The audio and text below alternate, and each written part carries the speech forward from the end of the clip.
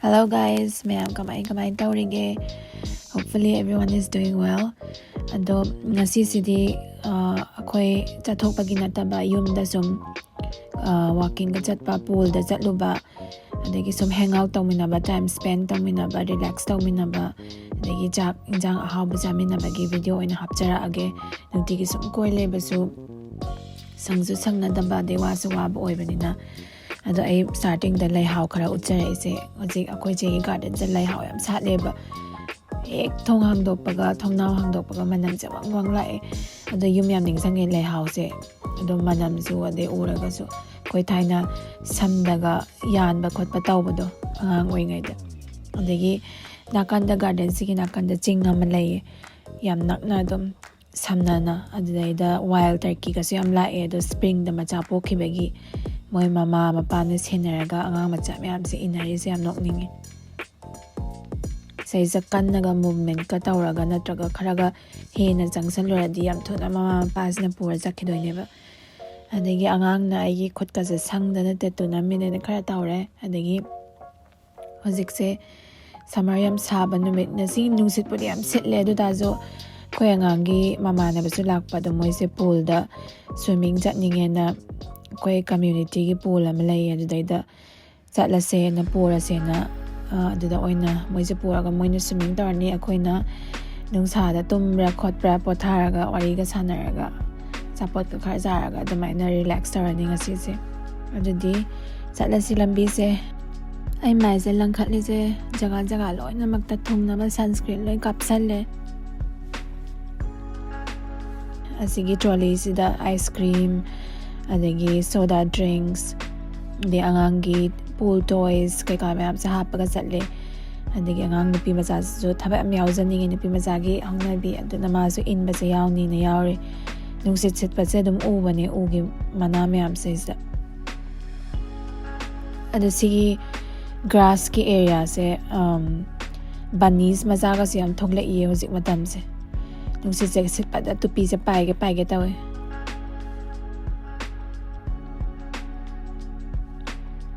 asigi side ki grass sida dum bunnies ka dum thengna ba yawe bunny picture ainan amadi nam hawe ujina jinna bunny ma sama do yam clearly di udre duna I haptre asida leire pool se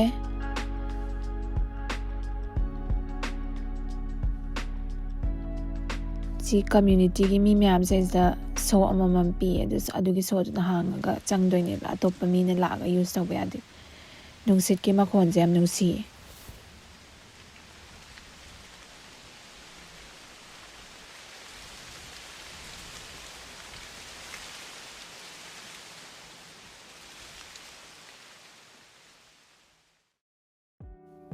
pool jisi da leire maning da background da backdrop da jinga myam urise rolling hills of San Francisco California aduga nungsit sit pasidum ure ising sa ina temperature yeng wada inge aidi nusa da dum tumjarage ngasi angang body pa sana sanam ni nga lerga adjuster ga dum sagalakani na dum sanawana haiga moi di sanarani do wash off tawba chatkibane ba duga changdoine ba pool sai sa direct changsan deba mapan de gilaga ide akoina monitor tawani any incident ke ka thoktana ba sumaina adult supervision tawraga tawdaba yade angang na swimming tawba se nungsa se mai da phujalle do dum mithak pe wane na tadi aidi nungsa da tumma jam nungai jai pam jai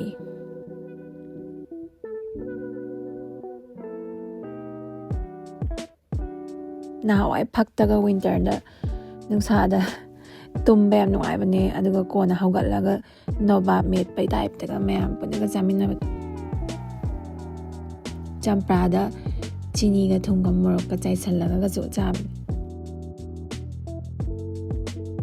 swimming se bi ingai da angang da tambi ba se yamna important ne swimming se yam essential life skill amne adult oiga di tamba mu yam wa bane ba angang oingai da na easier oi bane ba lam phaniam da drowning se kano unintentional deaths ki cause yam oigan baneba, especially children the 1 to 14 age se ado accidental death so reduce the swimming the higher di adagi life skill atay discipline risk kanogi water gi respect teamwork adagi physical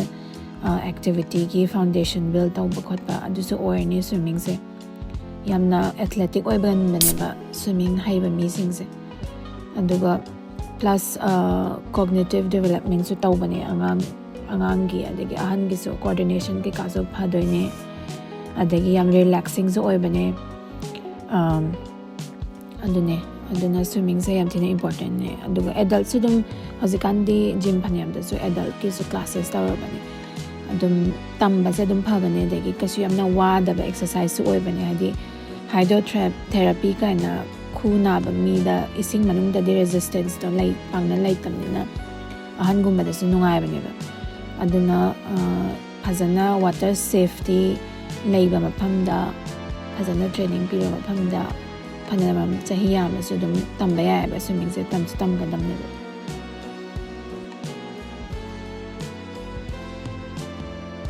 ai vacation mode tani no cha ba thakpa se phasa henzal le ice cream ma mu cha dare ado anyway kona dum workout tawraga sort out tawra aina cha de se chocolate flavor ice cream harga aina khoppa cha ningjange thaina nelama bas manakta NBS to adugi manakta sangam mane dukanam le mane mi khangwa yaung gadang de phaluda yam hawba yonba adumu hawa phaluda sa I thengnandri glass the steel glass ta pi bane yamna ga cheap oizabane school halaga adu cha ba yam chalam bane adegi thaina plastic ta halaga mange bara sangom bara coca cola bara orange rasna bara kai pangsem na sem bane summer se pi ngai da makhai pi ban pa pi ba am to am ban yojikti chana dram to loi salle yum halle adagi di cha injang amuk thongrani dinner gi ado akoi garden dagi compare ka he aga Singju cha se khalle ngasi adagi aina Sichuan style crab lai bane wai khudo thongani adagi Singju sina tawrani ba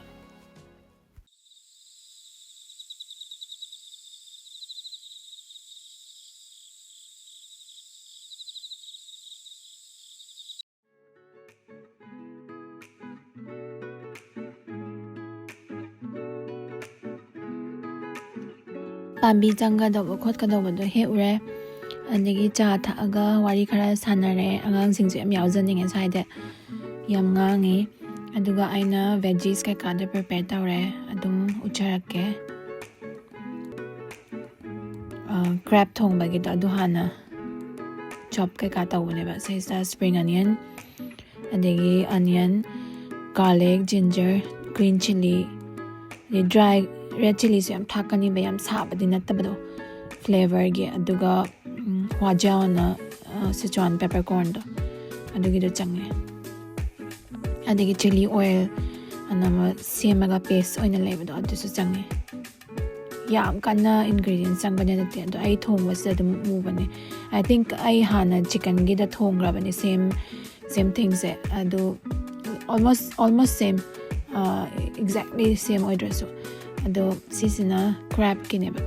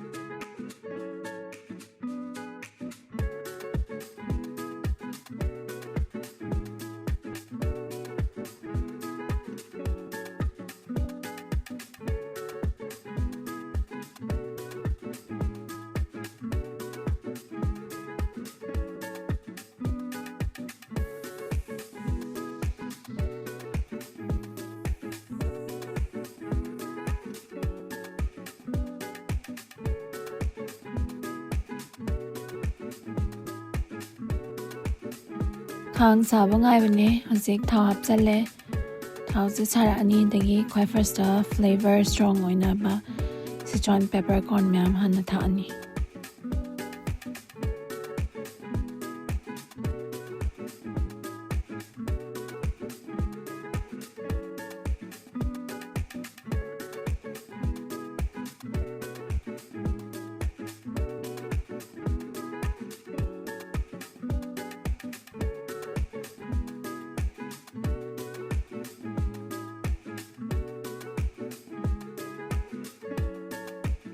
ꯑꯗꯨꯗꯩꯗꯤ ꯃꯊꯪ ginger ꯊꯥꯛꯑꯅꯤ ꯑꯗꯨꯗꯒꯤ onion spring onion ꯃꯇꯣꯛ ꯈꯔ ꯆꯥꯎꯕꯁꯤꯡꯗꯣ ꯑꯀꯨꯞꯄꯗꯨꯗꯤ ꯀꯣꯟꯅ ꯊꯥꯛꯀꯦꯅ ꯊꯝꯃꯦꯕ garlicꯁꯤꯁꯨ ꯇꯨꯝꯁꯟꯈꯤꯅꯤꯅ ꯀꯣꯟꯅ ꯊꯥꯛꯇꯣꯏꯅꯦ ꯑꯗꯒꯤ fine ꯑꯣꯏꯕ spring onionꯒ chopped garlicꯀ green chiliꯒꯁꯤꯅ ꯂꯣꯏꯔꯝꯗꯥꯏꯗ ꯊꯥꯛꯇꯣꯏꯅꯦꯕ ꯁꯤ ꯍꯥꯟꯅ ꯉꯧꯔꯅꯤ ꯑꯗꯒꯤ crabꯇꯣ ꯊꯥꯛꯆꯜꯂꯅꯤ ꯑꯗꯒꯤ chili pasteꯇꯨꯁꯨ ꯊꯥꯛꯆꯜꯂꯅꯤ ꯑꯗꯒꯤ crabꯇꯨꯗꯒꯤ ꯃꯍꯤ ꯊꯣꯛꯂꯛꯄꯗꯣ ꯑꯗꯨꯒꯤꯗꯣ ꯀꯪꯁꯜꯂꯛꯄꯅꯦꯕ ꯑꯗꯨꯝ wokꯇ high heatꯇ ꯉꯧꯕꯗꯣ ꯑꯗꯨꯗꯣ ꯀꯪꯁꯜꯂꯛꯄꯗꯣ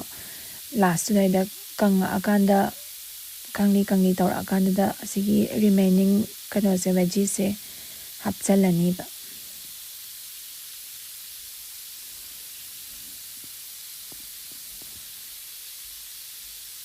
ꯑꯗꯨꯒ ꯂꯣꯏꯔꯦ ꯌꯥꯝ simple recipeꯅꯦ ꯍꯥꯎꯗꯤ ꯌꯥꯝ ꯍꯥꯎꯕ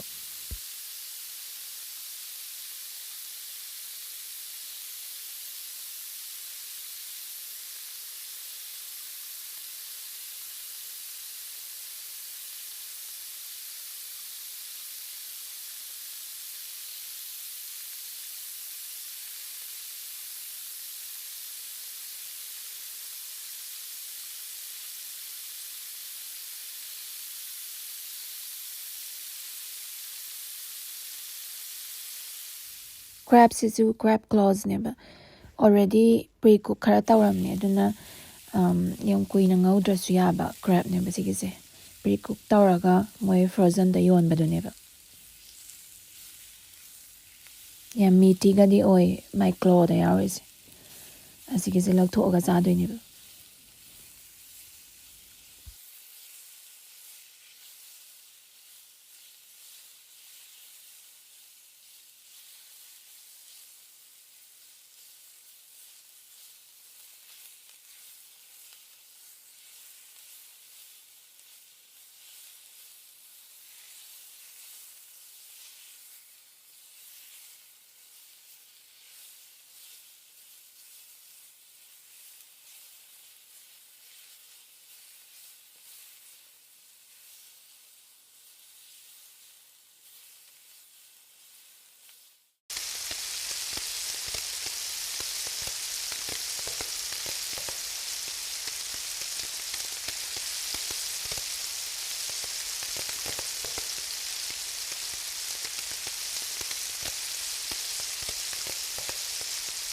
ꯃꯅꯝ ꯑꯔꯣꯏꯕꯤ ꯅꯨꯡꯁꯤꯕ ꯍꯧꯔꯦ ꯆꯥꯅꯤꯡꯉꯛꯄ ꯃꯇꯝꯗ ꯑꯣꯏꯔꯦ ꯑꯗꯨꯒ ꯃꯈꯣꯟꯒꯁꯦ ꯐ꯭ꯔꯥꯏ ꯇꯧꯕꯒꯤ ꯇꯥꯕ ꯌꯥꯝ ꯅꯨꯡꯉꯥꯏꯕ ꯃꯈꯣꯟꯗꯣ ꯑꯣꯏ ꯃꯍꯤꯗꯣ ꯀꯪꯁꯜꯂꯛꯄꯒꯤ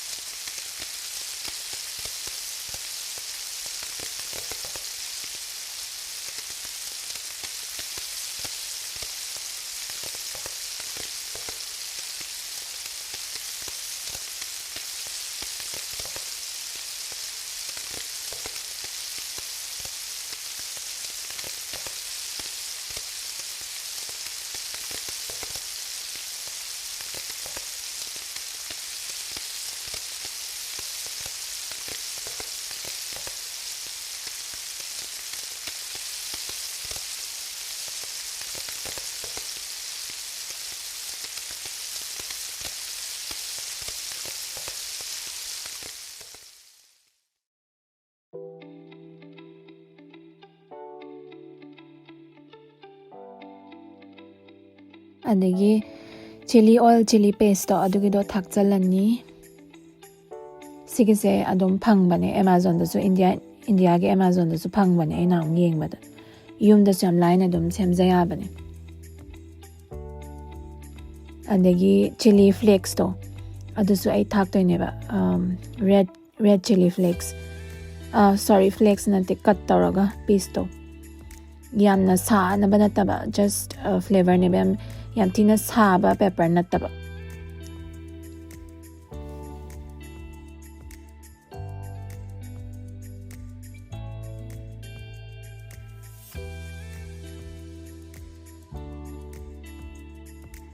already tauthooba cut pieces of chili ne tha ise hanadagi leiba samaina hanadagi leitradi ngasagi first step ta peppercorn tawba matamda adu matamda ju chili se makak se tauthok haube ai natraga tongana taraga hapchange su yai whatever is spice level do adu apamba da lai kona thakpasna spice level kitang handani aina hojik paste ne gaidena pot yam thakpa haure do just mahi do last ki kangsalakpa do kitang lemingai do ne ba paste ki distribution do adugi nungai na ba aduga adu ngauringai da mayam je thaingai do mahi last ki dom kangsala adam ne ba aduga almost kang ba do dai da garlic adagi green chili adagi remaining green onions kadom hapchalani aduga just a few minutes high heat adum otana khotana taraga loire wok style fried kind of Sichuan style white kuze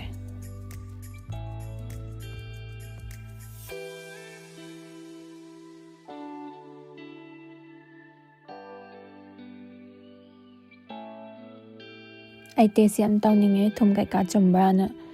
itom dagi thongamaga mi meyam gi thongakase thumje check tawdadi yade quantity yam khenarakpado angang su chaning mana khangamdre in leire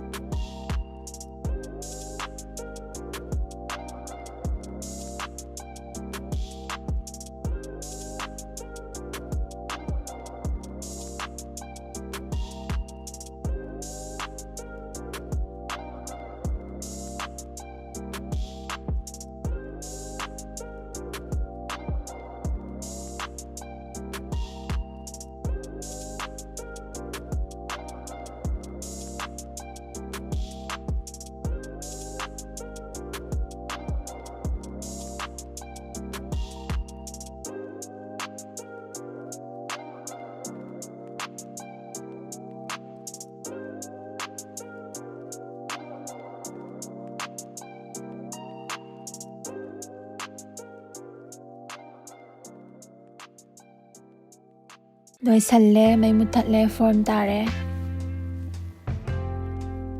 Manam kasi aroy bi yare.